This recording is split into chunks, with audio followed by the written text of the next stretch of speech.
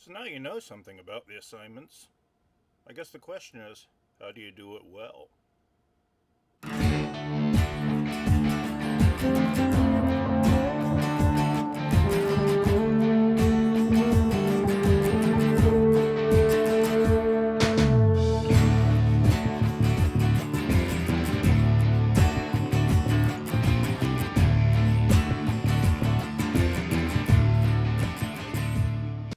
I want to start off by talking a little bit about the job application material assignment and what you need to do it well. If you want further details than anything we have here, of course, you can send me a message via class mail and I'll be happy to answer it. Or do feel free to look through the book because that has a lot more specific information in it as well. The most important thing to remember about the job application process is it's really more about selling yourself, making yourself look like the ideal candidate. It's a sales job through and through. I'm never suggesting that you lie. You don't lie, you tell the truth, but there are always ways to couch your experience, to describe things you've done that fit in with the needs of the job. So let's look at the job documents and we'll talk about the best uh, approaches to each of them. The application documents, there are three of them, as you remember. First one is the job posting. The job posting is everything that the company, your potential employer, wants. They will list it with as much detail as they can.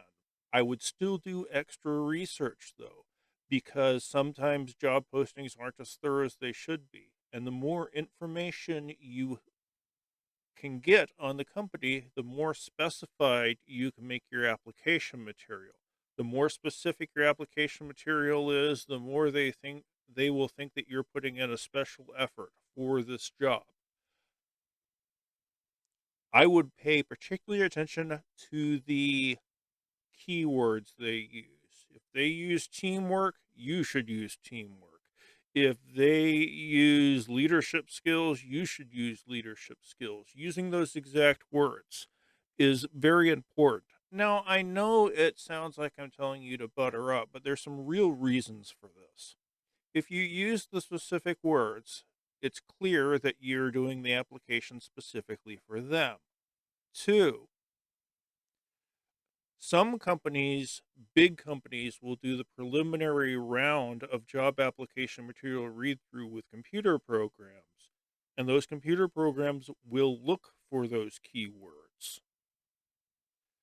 Three, if the person reads your documents and says, it looks like this was the person we wrote the job posting for, then they are most likely to talk to you. So, job posting, yes, but you also want to make sure you do research and use the wording they have. So, the job posting is what they want. Your resume are the skills you have. If you can use some of the keywords, that much better. But this is mostly about making sure you spell out everything you did in ways that make them seem like you're the perfect fit for the job posting. Job posting, what they want, your resume, what you can bring. The letter of application should be the glue that binds these two things. If I read the letter of application and it's just repeating what the resume says, that's wasting my time and it's missing an opportunity. The key is to make the letter of application basically sound like I can do this thing for you that you really need because I have already done this thing. Let's talk about the individual documents specifically. In terms of your resume, you've got to make it look good. Somebody is going to be going through the job application material and they're going to have a stack of them. If you have a lot of things to get through, the first task in your mind will be getting rid of people who don't look all that impressive. So they will be looking for reasons to get rid of you. You can still stand out above the crowd if yours is extraordinary, but the main thing they're doing is making sure that they cut down their workload. So, typo, throw it away. Looks boring, throw it away. Doesn't use the keywords, throw it away. You want to make sure you stand out from the crowd. Some basic keys. The most important stuff goes first. If your job skills are more important than your education, put the job skills first. If your education is more important than your job skills, put the education first. And it's not just first, it should also be largest. It should create the dominant impression. You have to stress readability. Documents are always designed to be used. In this one, it's a sales document. You're trying to sell yourself. If they can't figure something out, if they have to work for something, they're going to move on to the next case. For the body text, never go below 12-point font. We'll talk more about document design later, but some of the Word templates will have stuff in like a 6-point or an 8-point font. That might be fine if you have great vision, but look around. Most people wear glasses or contacts. And if you're dealing with somebody who's getting older, it's a proven fact that when you start to hit 40, your vision starts to deteriorate. That's when it started to do it for me. If I can't read something or something is hard for me to read, I'm not going to spend a lot of time on it. Make sure it's visible. Serif font versus sans serif font. You want to use sans serif fonts for the headings, and for the body text, a serif font. A serif font would be something like Times New Roman. You've seen it, it's the default font for most Word documents. When you have a T, you have little hooky things on the end of letters. A capital H has the flat things on the top of each of the two vertical posts. Those things are serifs. You want those for body text. You want sans serif font for headings. You want to be careful with white space. Don't cram everything so tight I can't see a distinction between item 1 and item 2. Don't leave me half of a page blank. You want to try to fill up the page. If you leave me half of a page blank, when we look at something, it's kind of weird, but our eyes tend to be drawn towards the blank space. When you're looking at the screen, for instance, consciously or not, your eyes are getting drawn to the big empty area on the bottom right. You want to keep stuff relatively filled up so people aren't focusing on the empty places. One page unless it earns it. What this means, if I go to the second page for 1 or 2 lines, I'm going to focus on the fact that the second page is 3/4 empty. Only go to that second page if you can put a decent amount of stuff there. Some people will tell you that it's a page for every 5 to 7 years experience you have. I don't like formulas. I will say fill up a page and only go to that second page if there's no other way to get stuff on that first page and keep it readable. One page unless it earns it. It is perfectly fine and acceptable to use the built-in Word templates. It's cool. It's better than giving me stuff that looks like it was typed by a monkey. But play with them. Make them your own. Matter of fact, I would suggest that before you do that, you just go to an image search engine and look at resumes. Look to see how people are formatting theirs. You'll see some really great looking stuff, and you'll want to incorporate a lot of that into yours. Visual appeal matters because if it strikes me as interesting in any way, I'm going to pay more attention to that. Let's talk about the parts of the resume. There are a few things you're required to have, and you'd be foolish not to include. Contact information needs to be right at the top. It needs to be clear, because if I want to talk to you, I don't need to hunt for that number. If I have to do extra work, I might not call you. Contact information is a must. Education. Some people, this will be the biggest selling point if you get the right degree from the right college. If you're lacking in real world experience, but you've taken 5 relevant classes, by all means, list the classes. Keep it all stuff that works in your favor. For instance, don't put the grade point average on there unless it's 3.5 or higher. There's nothing wrong with a 3.2 GPA, but if you put that on, it's mostly going to remind the potential employer that there's a whole bunch of points above you. 3.5 is really good. Only put information on which works for you in that way, that works in favor of you. Education, experience, the jobs you've had. Describe the jobs you've had, the things you've done. But I don't need to know, for instance, person X worked at Subway and they were able to make sandwiches faster than anyone else. No, I don't care unless I'm hiring someone to make sandwiches. You describe your jobs using the words they use in the job posting. You look for skill 1 and 2. Give me an example of it, but you're focusing on the skills first. These are the things you must have. If you have relevant awards, awesome. If you're won the Chamber of Commerce Best Businessman Award and you're going into a business, that's fine. And that would work in your favor.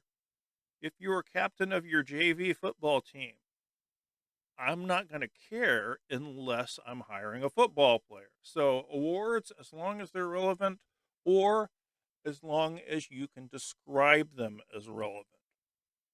Certifications. Some technical jobs will require you hold specific licensing. If you're going into the medical field, they're going to require that you have certain kinds of licensing. If there are those requirements, you should put your certification on there. If you go above and beyond the requirements in your certification, you should definitely put it there. If you have other skills that will work in your favor, list them as a section. Now, I had a student once who wrote that they were fluent in Polish. I don't know why they told me that because the job didn't need someone fluent in Polish. But if you are bilingual and can speak Spanish, chances are there is a good call for that, particularly if you're working for a company, if you're trying to work for a company that does business with any country in Central, South, or North America for that instance. It would be a relevant skill that you can juggle. Probably isn't unless you're applying for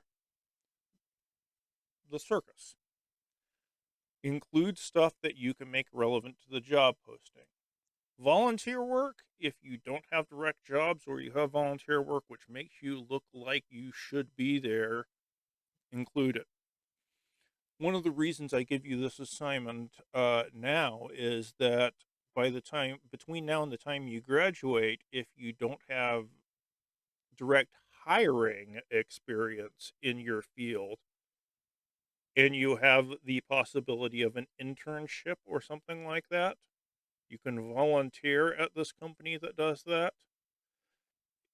It sucks to not get paid for your work, but if it makes you more hireable when you hit the job market, yeah, include it.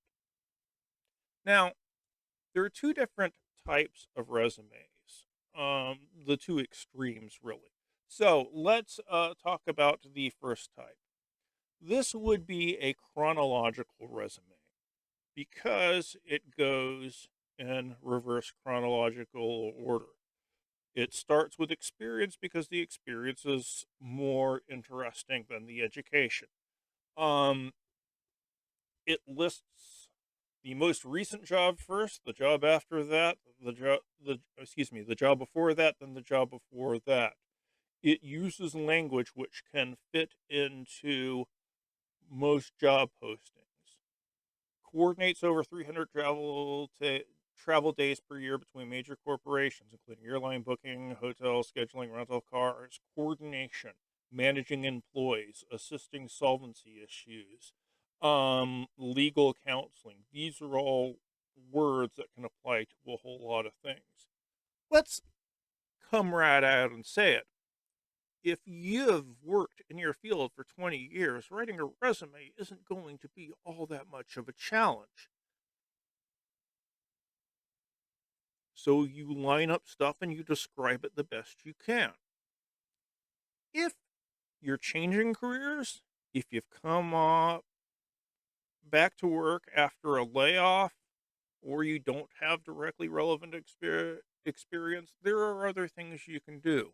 We'll talk about the language of transferable skills in the next video, but you can always use what they call a functional resume.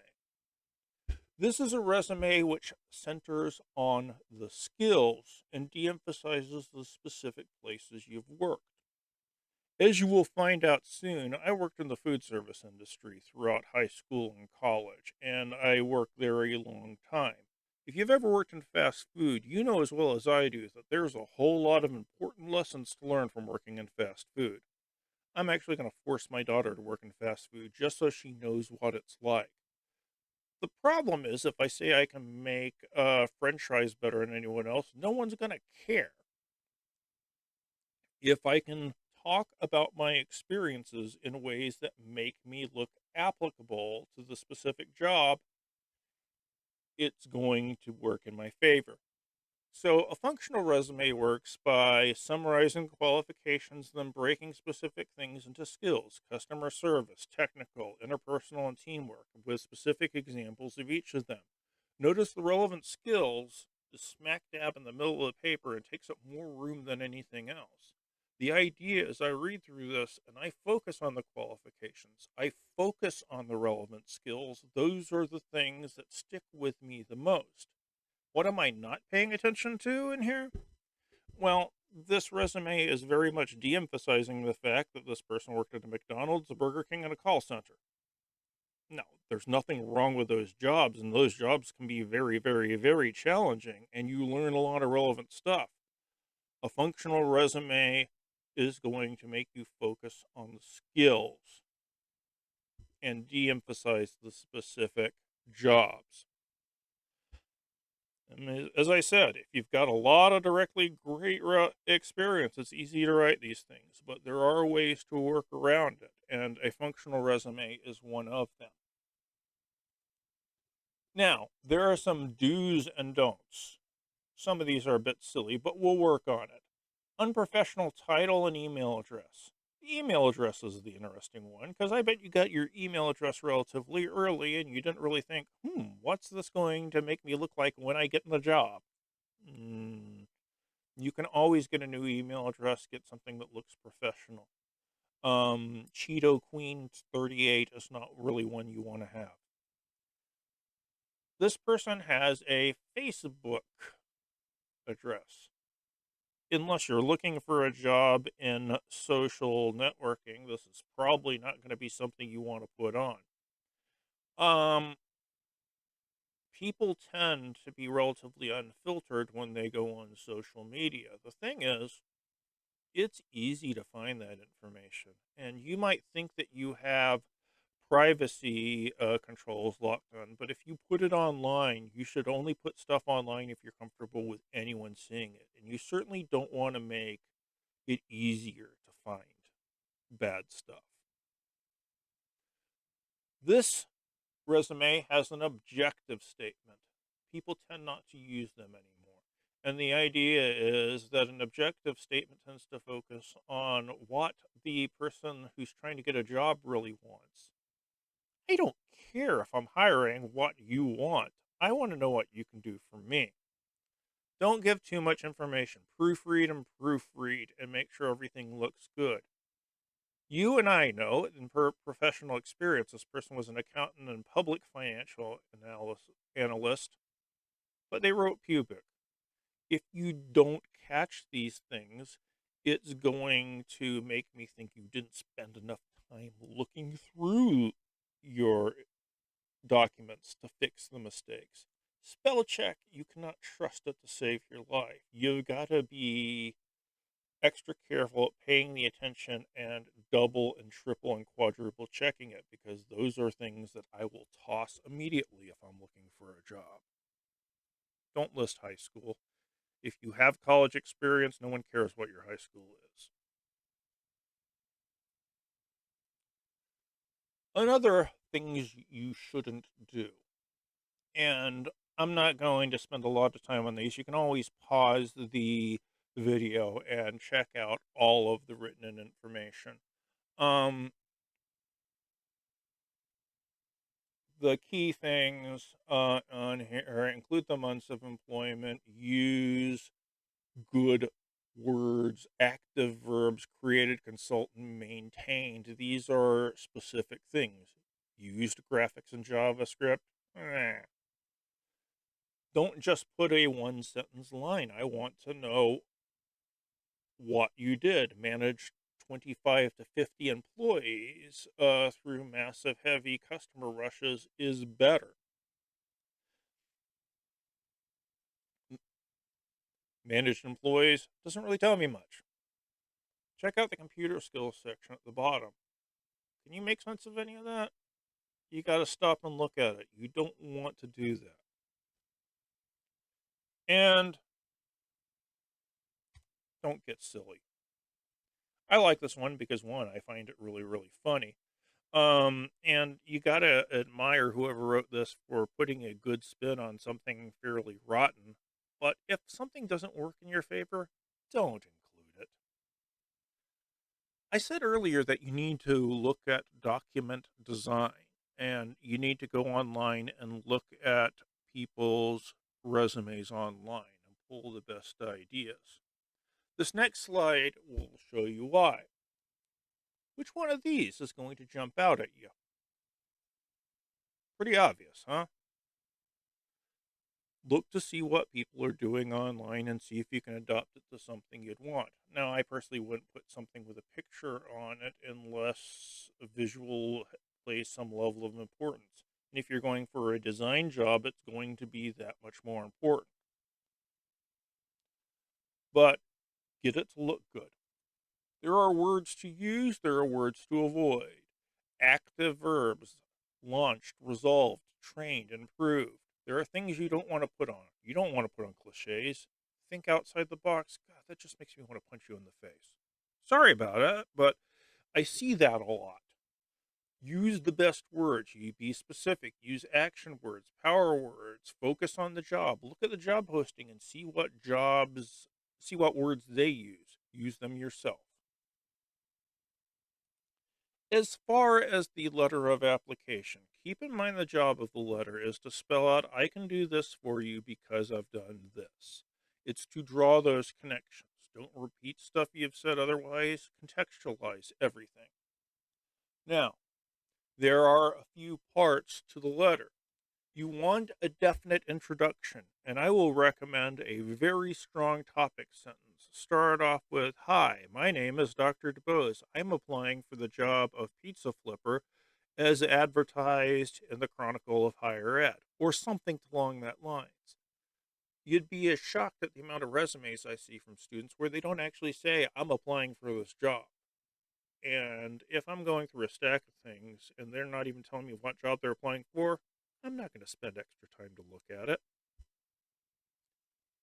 Body paragraphs. I would recommend two. The body paragraphs tie specific job skills into applicant skills and topic sentences. And I literally mean, I can do this for you because I've already done this. I can manage your employees because I've already managed employees at Corporation X and won an award for efficiency. Then you go into the rest of the paragraph explaining that and bringing in context. The topic sentences need to directly spell out, I can do this because I've done that.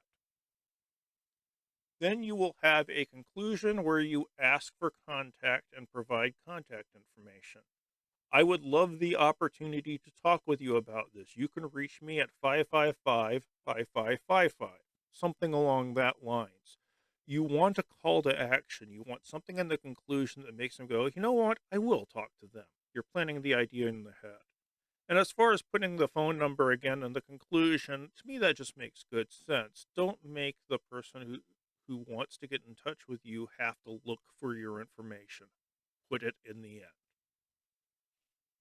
You can go online and see a number of different cover letter formats, and I recommend you look at all of them. But those are some basic ideas of things I look for in the cover letters and the resumes and the job application material in general.